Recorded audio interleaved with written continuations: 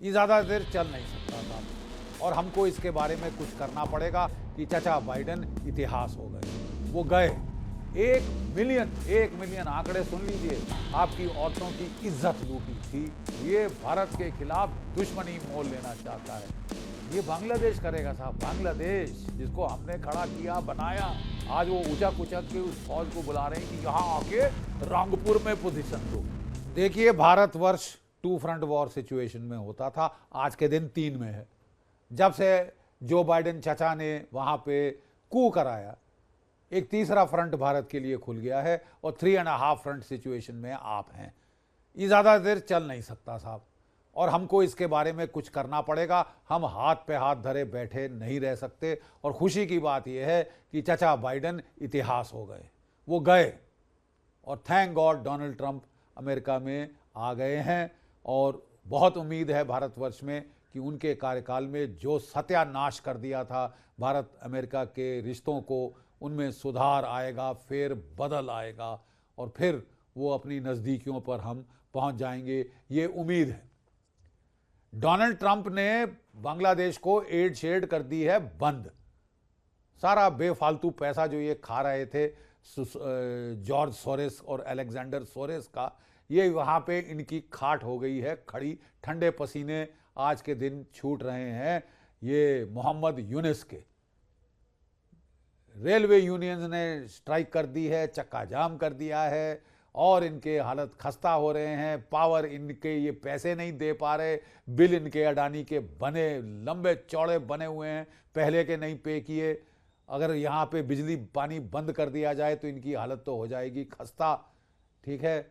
और अब साहब खबर आई है कि ये जो है मोहम्मद यूनिस साहब, इनकी हेकड़ी तो देखो, हेकड़ी तो देखो साहब। कहते हैं पाकिस्तान के DGISI को बुलवाया, उसके साथ बड़ा लव फेस्ट हुआ है इनका वहां पे।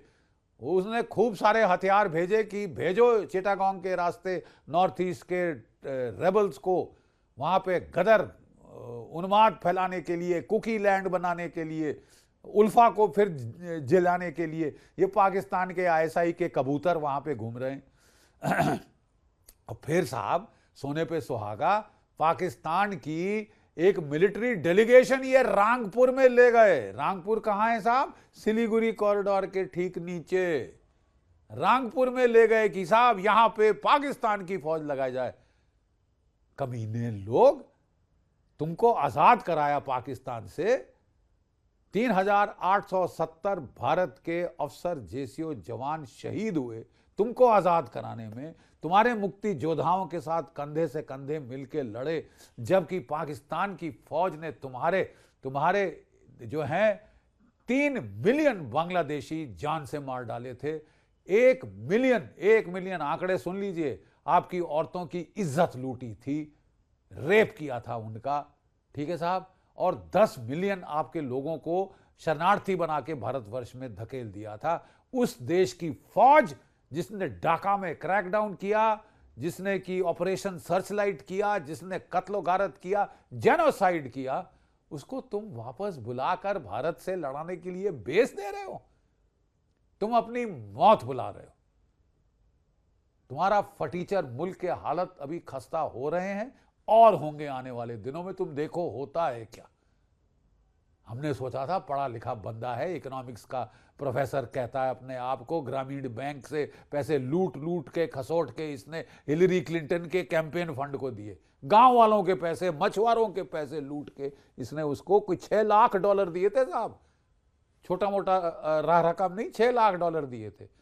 और उसके इसको जो प्राइज दिया गया, रिवॉर्ड दिया गया कि तेरे को पैराशूट किया वॉशिंगटन से, जा तू रहनुमा बन जा बांग्लादेश का और जिहाद फैला वहां पे, जिहादियों को वापस ला, ठीक है। ये जो कट्टरपंथी कुत्तों को वापस सड़कों पे ले आ, ठीक है, गदर फैला वहां पे। अब साहब जरा खबर सुन लीजिए। खबर आई है और काफी ठोस खबर है कि इसकी जो सरकार के टॉप क्लास लोग हैं, चुनिंदा लोग हैं, वो स्वीडन के लिए बिजनेस क्लास में फ्लाइट्स बुक कर रहे हैं विद एडिशनल बैगेज। यानी लॉक स्टॉक एंड बैरल जो भी पैसा बना लिया इन्होंने ये 6 महीने में, सो वो ले लिया के अपने सूटकेस पैक करके ये यूरोप और स्वीडन भागना चाहते हैं साहब। कुछ लोग कहते हैं अमेरिका की तरफ सोच रहे हैं, लेकिन वहां इनको याद है अब डोनाल्ड ट्रंप, चचा बाइडेन गए, तुमको जो जिसने सारा गदर करवाया था बांग्लादेश में वो गया। जॉर्ज सोरेस की भी अब खाट खड़ी होगी और होगी तुम्हारी उसके पहले। अब ये भागने के प्लान में है, ठीक है साहब। तो अब सवाल ये है दुनिया के सामने, क्या ये जो मोहम्मद यूनिस ये भागने वाला है? इसने आईएसआई के जरिए जो रोहिंग्या रेफ्यूजीज हैं उनको हथियार देने शुरू किए हैं, ट्रेनिंग शुरू करवाई है आईएसआई से, ताकि वो वापस राखिनिये में जाएं, वहां के बौद्ध और हिंदुओं और क्रिश्चियंस का कत्ल करे, उनकी औरतों का बलात्कार करे, रेप करे, और जो अराकान नेशनल आर्मी है उसको आड़े हाथ लें। इसके पहले आप ऐसा कर सके, अराकान नेशनल आर्मी आप पे चढ़ जाएगी। पाकिस्तान ने भी तालिबान को बहुत इमदाद दी थी, वही तालिबान आज उसके गले चढ़ गई है। ये राखिनिया के जो तुम आज हथियार दिलवा रहे हो, जो कि आपके रोहिंग्या है, कल वो तुम्हारे गले चढ़े होंगे तो कोई बड़ी हैरत की बात नहीं होगी।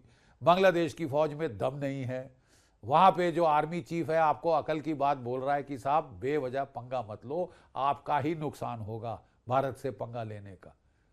तो वहां ये जिहादी खड़े कर रहे हैं सड़कों में, हटा दो, भगा दो। और पाकिस्तान जो बांग्लादेश की फौज में तीन जो है वो हिस्से हो गए हैं। एक तो जो उनके एनडीसी के कमांडेंट साहब वो राजपाट संभालना चाहते हैं, दूसरी उनकी 9 कू डिवीज़न के जो जर्नल साहब हैं वो सोचते हैं कि मैं जिहादियों से सबसे नज़दीक, जमायत इस्लामी के नज़दीक मैं कू करूँगा। बात यह है कि जो बाकी पॉलिटिकल पार्टीज़ हैं, बांग्लादेश नेशनलिस्ट पार्टी बीएनपी वगैरह, वो भी अब थर्रा गए हैं कि ये तो साहब सोचा था कोई काम का ढंग का काम करेगा, इसने तो सिवाय जिहादी गदर, केओस, एनार्की के बगैर कुछ नहीं किया है ये मोहम्मद यूनिस ने। और अब अपने बस्ते पैक कर रहा है, बांग्लादेश की तबाही करके अपने बस्ते सूटकेस बांध रहा है, और बांधने भी चाहिए। जिस तरह की ये हरकतें कर रहा है साहब, ये भारत के खिलाफ दुश्मनी मोल लेना चाहता है। इसके पाले चमचे जिहादी कुत्ते वहां से चीखें मार रहे हैं कि साहब हम वेस्ट बंगाल पे कब्जा करेंगे, उड़ीसा पे कब्जा करेंगे, बिहार पे कब्जा करेंगे। क्या बात है साहब, ये मुंह मसूर की दाल। अपने आप को तुम अराकान नेशनल आर्मी से बचा नहीं सकते। तुम्हारी फौज ने सिवाय यूएन पीस कीपिंग मिशन के पिछले गुज़िश्ता 50 साल में और कुछ नहीं किया, ठीक है। और तुम बात कर रहे हो भारत की फौज को से लड़ने की, हमारे 3 प्रांत कैप्चर करने की। चीन नहीं बोल सकता, चीन ये धमकी नहीं दे सकता कि मैं 3 प्रांत कैप्चर करूंगा। पाकिस्तान ये धमकी नहीं दे सकता, वो केवल जिहादी कार्टून नेटवर्क भेज के कुछ ना कुछ गोली फोली चलवा सकता है, 1-2 निहत्थे मरवा सकता है, दैट इज ऑल।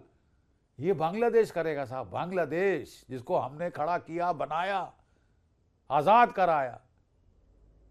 व्हाट इनग्रैटिट्यूड, किस किस्म का ये तो जिसको बोलते हैं स्टैब इन द बैक करने पे ये आमादा हो गए हैं। और वहां के वही लोग जिनको आजाद कराया गया था, पाकिस्तान की जालिम फौज, पंजाबी फौज से निजात दिलाई थी जिनको, आज वो उचक उचक के उस फौज को बुला रहे हैं कि यहां आके रंगपुर में position low, you will pay a price.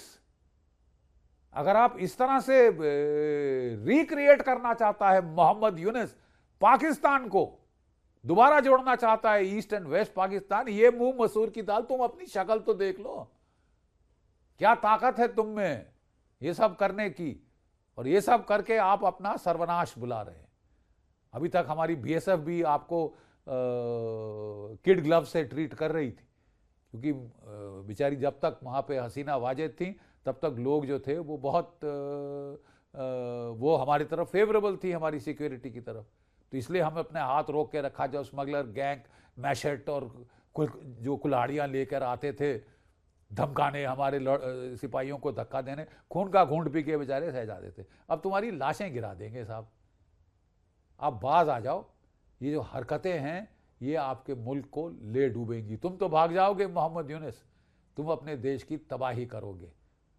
कब अगली फ्लाइट पकड़ रहे हो ये दुनिया को बता दो, देशवासियों को बता दो, ताकि वो अपनी निजात पाए और तुमको हाथ जोड़ के कहें कि आप तशरीफ का टोकरा लेकर वापस जाइए जहां से आप आए थे। वॉशिंगटन भी आपको नहीं लेगा, क्योंकि वहां डोनाल्ड ट्रंप आ गए हैं और ये यूनिस साहब भी जानते हैं। स्वीडन के ख्यालात बन रहे हैं। स्वीडन बड़ा पसंद आया है, अच्छा मुल्क है, अच्छी आबो हवा है, ये जाएंगे वहाँ पे और जल्दी से जल्द भागें तो बांग्लादेश की निजात होगी। जय भारत, जय हिंद।